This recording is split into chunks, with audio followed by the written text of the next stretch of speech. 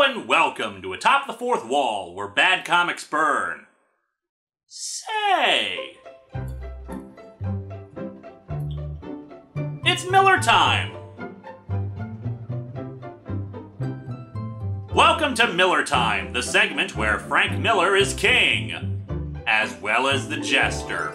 And it's time once again to dive into All-Star Batman and Robin. I don't want to have it be another year-long delay between reviews of issues, so let's continue, shall we? Last time we were introduced to the Justice League of Crazy Steve's universe, and we learned that everybody else is crazy or stupid too. We got to meet Bonkers Betty, Frank Miller's idea of Wonder Woman, who has barely controlled rage issues and apparent hatred of all men unless they claim her as sexual property, which she is perfectly okay with. And oh, how I cannot wait for somebody to try to argue that this is somehow the same thing as her early appearances, as if the last 70 years haven't happened. While Alfred talked in quite a sexually suggestive tone about his love for Bruce, Crazy Steve took some time out of talking about his love for himself to beat some muggers / potential rapists half to death. And then Dick Grayson, age 12, picked up a large, sharp battle axe. And that's all that happened. I'd say the pacing on this series was slow, but that's kind of redundant, considering that by this point, when the comic was first published, it had been a full 2 years and only 6 issues had been printed. And before anyone criticizes me about how long it takes for me to get my comics published, I'd like to point out that I'm not a professional comic company.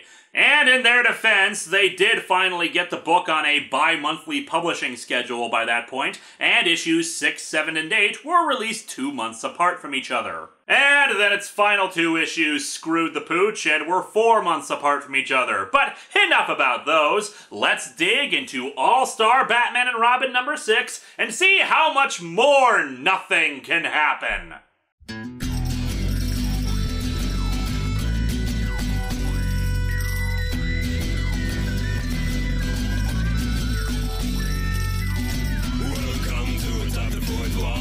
Where bad comics burn.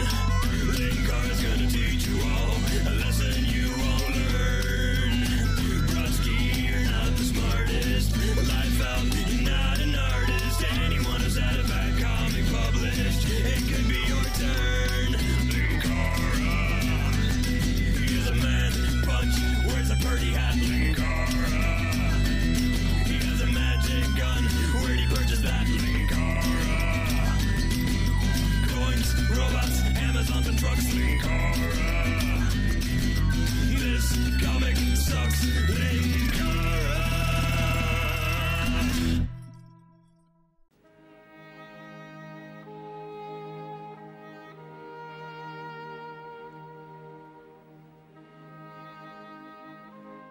Reading from a trade, so no looking at the cover, not that there's anything really to say about it. Gotta love how, despite the title being All-Star Batman and Robin, of the 3 characters on the cover, only one of them is in the title. If it was a fight scene, sure, I'd understand that, but it's just Batman, Black Canary, and Batgirl posing. Huzzah! It's well drawn, but that's par for the course for Jim Lee.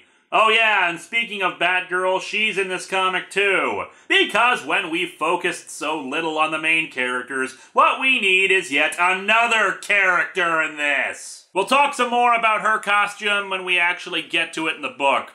We open with a splash page of Crazy Steve with gritty teeth and lots of narration boxes. Sometimes I wonder why I never sleep anymore, but not tonight! I don't either. Considering the skewed timescale of the series, how would you know how long you've been awake for anyway? Maybe that's the real explanation. This is all some kind of fever dream, as Batman has been awake for too long and he's hallucinating. That's it. All-Star Batman and Robin is Batman going crazy in the catacombs of the Court of Owls. By the by, want a good Batman comic recommendation? Check out Court of Owls.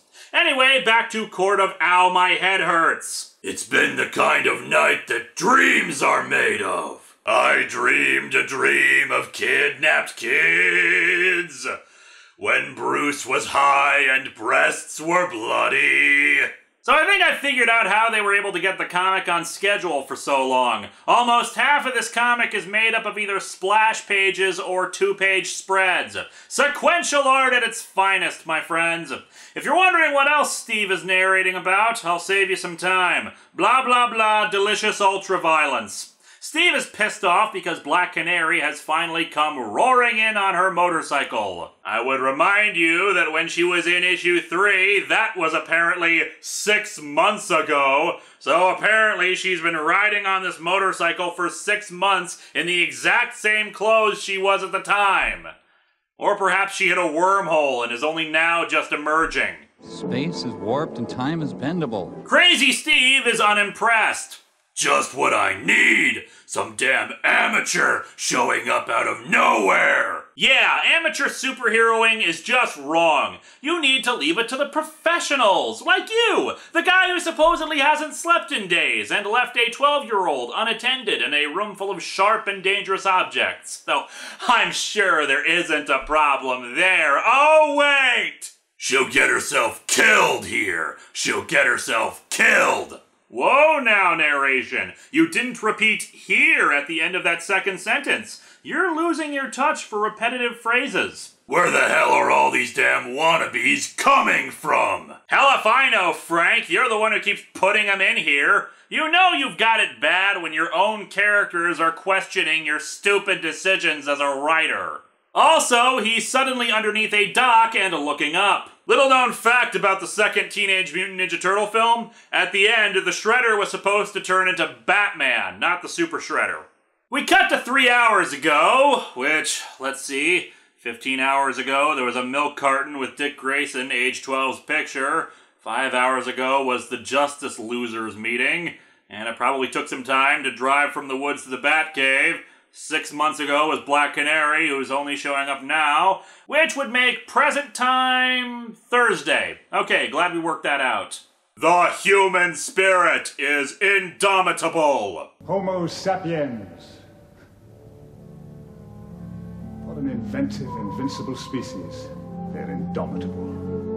So we see Barbara Gordon running up the stairs of her home and showing the same psychotic grin as the woman who was rescued in the last issue. Was that supposed to be Barbara and she was just drawn incorrectly? Barbara Gordon, age 15, listening to her dad. Sentence fragments, old as writing itself. Being tedious. Commissioner Gordon is of course in the comic too. His defining characteristic is that he is talky. Like, really talky. There is a crap ton of dialogue that he is spewing out, mostly about his kids, but he'll start talking about Crazy Steve in a minute. Human nature is indomitable. Thought it was human spirit that was indomitable. Could you at least be consistent with your nonsense? But life is complex. I can't wait for Frank Miller's philosophy book to come out. Life and its goddamn complexities. She's listening to her dad, who's just happening to be talking on the phone to the woman of his dreams, while his wife sits in the next room texting somebody. And in the pages of Life and Its Goddamn Complexities, you'll learn how to laugh while fighting crime, as well as how to feel unfulfilled in your marriage. By the by, the person Gordon is on the phone with is a character named Sarah Essen, who he was having an affair with in Batman Year 1. Which this is apparently in continuity with. Yeah, of course it is. Considering she knew he was married, I'm inclined to believe this is just another example of Frank Miller's all women are whores style of writing. I admit I could be exaggerating a bit in this analysis, since I don't believe we ever see her in Ass Bar, and she was a minor character in Year 1, which was also a good story before Frankie went nuts. Then again, there was also the comic that made Catwoman's backstory that she was a prostitute inspired by Batman, which, come to think of it, is similar to Black Canary, who was basically a Hooters waitress inspired by Batman, in this story anyway. Still, noticing a pattern here, the women in Frank Miller stories talk a lot about sex, have sex and sexualization as the focus of their backstory or character, or are inspired by Batman, which Barbara Gordon will be falling into because she's only 15 in the story and, as I've said before, Frank Miller is not so horrible a person as to fetishize an underage girl. But that's as much as I'll give him. Anyway, Gordon's talking with Sarah Essen on the phone, and it's time once again for Frank Miller doesn't get how memes work, since he now says goddamn Batman 3 times over the course of their conversation. You can't keep a meme alive by just repeating it over and over. You have to do something different with it, or have it infrequent enough that nobody minds the reference. Anywho, Gordon says he doesn't mind that Batman beats the snot out of the crooked cops. Yeah, as previous issues have indicated, it's pretty clear he's done more than just beat them up. But please,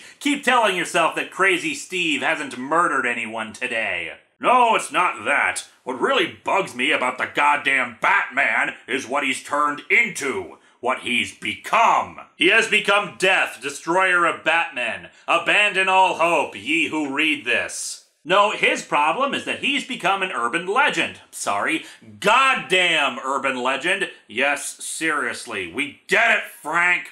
And he's inspiring copycat vigilantes, which is our segue into Barbara putting on her Batgirl costume. And just looking at the posters in her room, I see what appears to be an Adam West Batman poster, making me wonder who the hell printed that, and if Adam West was Batman at some point in this universe. Anyway, yeah, she leaps out her window, and I actually do like this Batgirl outfit for the most part. Jim Lee did a great job capturing Frank Miller's art style in this page while keeping it his own, if that makes any sense. The Bat logo is similar to the one that Miller has often used in his work, and the overall anatomy is kinda short and stocky, like Miller tends to draw on his characters. The dynamics of the pose are all Miller too. Less impressive is just a general design choice, a keychain of superhero logos on her belt, and rather dangly earrings. I get that she's being inspired by superheroes, but if she's smart enough to put this outfit together, complete with customized bat logos for her belt, boots, and on the grappling hook, she should be smart enough not to have something that could be grabbed by a villain and violently ripped off of her ear. We cut to 5 hours ago. So 5 hours ago from 3 hours ago? What time is it? Why does this need to be 5 or even 8 hours ago? Why did Barbara Gordon putting on the Batgirl costume need to be 3 hours ago? Why can't these events just be taking place at the same goddamn time? They're all taking place at night anyway, with heavy rainfall occurring. Is the letterer just trolling the audience by putting in those timestamps? It doesn't make any goddamn sense. And oh dear Lord, now I'm doing the goddamn thing too. Yeah, the absolutely pivotal scene that needed to be 5 hours ago is that a teenage Jimmy Olsen, a Superman character, is delivering flowers and a laptop for Vicky Vale. He's a 16-year-old cub reporter for the Gotham Gazette.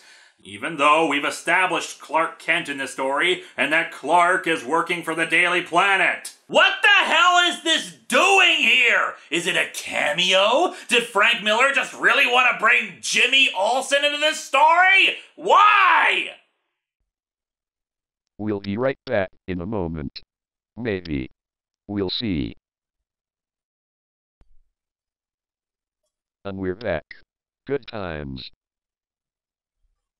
Or perhaps it was just to remind us that Vicky Vale in this universe is hot and Jimmy wants to bang her. And given the description that Miller wrote about Vicky Vale in the first story that was consciously objectifying her, I think Frank Miller wants to bang her too. You know, Frank, if you're so sexually frustrated that you need to project your masturbatory fantasies onto paper, perhaps you should just go see a prostitute. Why not? You write about them often enough. Anyway, he also bought flowers for her because she's like a totally hot babe and all, but Bruce Wayne left her flowers all over her hospital room, which I'm sure the hospital would totally allow like this. Anyway, he brought her info on the Flying Graysons and Batman. Thank you, Mr. Olsen. My column just got a reason to exist. Your column is about comparing superhero penis sizes. It doesn't have a reason to exist. He should tell her to just call him Jimmy. Everybody else does, but he really gets off on the breathy way she says, Mr. Olsen. If I don't want to read your masturbatory fantasies, Frank, what the hell makes you think I want to read about Jimmy Olsen's? I wonder if Supergirl untied the ropes for him in this universe. Also, little known fact, hospital gowns are apparently about as long as a miniskirt. Also, if you survive a car collision and your heart stops for a bit and you need a doctor literally flown in from France by Superman to perform surgery, you're perfectly able to stand up on your own power and leave. Ma'am, excuse me, but you're due to stay here for 3 more days! You're a journalist, Mr. Olsen. You've got to learn to take chances. Yeah, like the chance your suture will open up and you'll bleed all over yourself. Why do you need to do this right now exactly? Which is actually 5 or 8 hours ago. You're an idiot! He gets her clothes for her. He doesn't watch as she slithers out of her hospital gown. He doesn't watch as she gets dressed. Really, he doesn't. I know, right? I'm just as surprised as you are that we're not watching it. Then again, we did have another scene where she's talking while the camera focuses on her ass, so there's that. Just to recap, by the way, in this comic called All-Star Batman and Robin, Batman has been in all of 2 pages out of 14. And Robin is in none of them. Seriously, Dick Grayson, age 12, is not appearing in this story, even though the ending of the last issue was setting up him with the axe. Of course. Meanwhile, back on the docks... How can we have a meanwhile when it's supposed to be 5 hours ago? Is time broken? Should I be hoping Booster Gold is gonna show up and try to make sense of this nightmare? Ugh. Black Canary is hustling some assholes on the dock and talking about how she used to work at a bar and overheard a guy bragging about being a fence. Must not have been a very good one if he just loudly announces how he sells stolen goods. And that there was a particular stretch along the docks where you could buy anything. Who the hell is this broad? She sounds like a goddamn leprechaun. I have never heard a foreign accent in my entire life and thus I am confused. She basically tells them to hand over all their money, but because she speaks with an Irish accent, remember, this is Irish Ninja Black Canary with kung fu kicking action, the accent is apparently far too much for their tiny brains to handle. What the hell is she talking about? She makes me feel like I've got bees in my head. Bees, my god. See, Frank? That is how you do a meme. I don't use that one very often, because, shockingly enough, there aren't actually a lot of times when bees show up in comics. I know, right? She's not talking for much longer. It's been months since I gut shot a chick. Congratulations? When the dude calls her Love Chunks, and really, who the hell talks like that? She promptly slams a Sansetsukan, aka a 3-sectioned nunchuck, into the dude's face. All that training, all those years. What training? She was working in a friggin' Hooters and the narration from the last issue suggested that she just left the Irish countryside, not that she was actually trained in anything. If she was so well trained and everything, like her actual comic counterpart was, what the hell was she doing at that bar to begin with? She beats up the guys and she takes some money, even seeming to kiss it for some bizarre reason. However, she is then confronted by 3 guys with guns. We then cut to 5 minutes ago. Over to Crazy Steve, who's narrating to himself that the killer of Dick Grayson, age 12's parents, is walking free. A guy like Jocko Boy Vanzetti always makes me want to get some crippling done. I would spend time criticizing the extreme methods employed by Crazy Steve, but I'm just wondering what the hell did this guy do to earn the nickname Jocko Boy? With 2 wads of steel-jacketed lead, he turned a wide-eyed 12-year-old into an orphan. With 132 pages of ink-jacketed paper, Frank Miller has turned a book about all-star creators doing a fresh take on popular characters into what if the DC universe was really, really, really, really, really, really stupid? And here he comes, escorted to freedom by one of Gotham's finest. 6 issues in, and we still don't know why the hell 2 friggin' trapeze artists needed to die to make the police happy. In fact, this is the first time since the first issue where they follow up on that crap. We see that Jocko is still suffering from the snake poison Steve gave him back in the first issue, as he's hallucinating, seeing maggots crawl out of his driver's face and a cobra slithering around his head. I fed Jocko boy some nasty snake poison last we met. Lord only knows what he's seeing. Well, if it's anything like Mr. T's drug hallucinations from last week, we can probably guess. We're in a plane! Don't panic. A plane! Take it easy. No Relax, plane! relax, A plane! relax. And so Crazy Steve flies down and kicks through the glass of the cop car right into the policeman's face. Yeah, at that speed and the amount of force necessary to go through the windshield like that, cop's dead. Snapped neck, I'd say. Yep, that's right, Gordon. He hasn't killed any of them. Also, Steve has some more of his quips at the ready. Ha! Eat glass, lawman! Actually, none of the glass seems to be hitting his face. It's only your boot. As such, the appropriate joke to make here is boot to the head. What? If this was Batman, he would have trained with the best martial artists in the world, including the masters of Taekwondo Leap.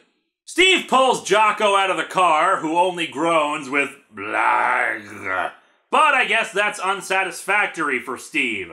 Blag? What's with blag? Well, it's kind of like blarg, but not as impressive. And after all that trouble, he just tosses him aside when he hears gunshots and figures that Black Canary screwed up royal. First I get myself a kid's sidekick, and now this. You kidnapped him, you asshole! And when we see Black Canary wrapping her weapon around a dude's neck and probably killing him, he doesn't bat an eye at this.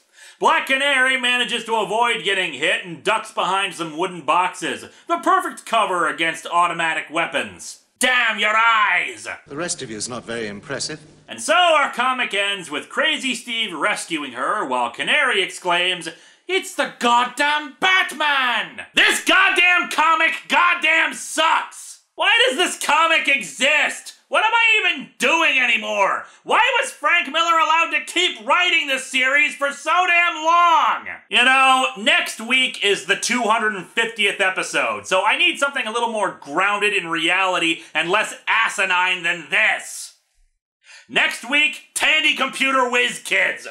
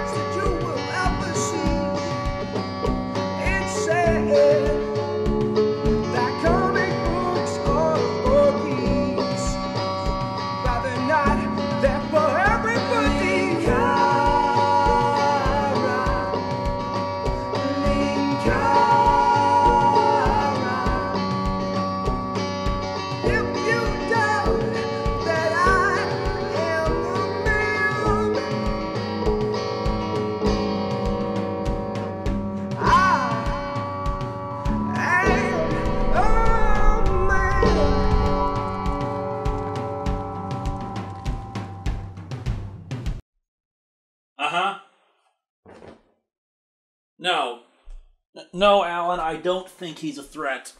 Ugh. If I did, I would never let him on board the ship. No, it's actually been pretty quiet around here, thank God for that. Alright, thanks, Alan. I'll talk to you next week. Bye. Okay, Nimue. How go the diagnostics? Diagnostics have been completed. No anomalies have been detected. You're sure? Independent computer systems have been unable to detect any faults. This doesn't make any sense, Nimue. The gunslinger, Jarrus, said that he was able to walk right in and out whenever he pleased, didn't have to disable our security or anything. Indeed. This unit also did not indicate any security breaches during the times he specified as his intrusions. Nimue, how have you been feeling lately? This unit does not feel anything. It's not true, Nimue. You are an artificial intelligence with wants and desires. Hell, when the entity was about to absorb us both, you expressed regret and sorrow that we were only together a short time. If you didn't feel anything, then you wouldn't have been able to respond to me at all. So, again I ask, how have you been feeling lately? This unit is uncertain. Elaborate. Unable to comply. The sensations are not entirely translatable to a language. The closest approximation would be worry. Worry? Fear? Possibly. This unit is concerned about its performance as of late and the discrepancies. Oh, I'm sure we'll pin down the answer. This unit has a question. Go ahead. What does it feel like when someone is losing their mind? Nimue, I'm gonna have Poyo run another diagnostic. Is that okay? Confirmed.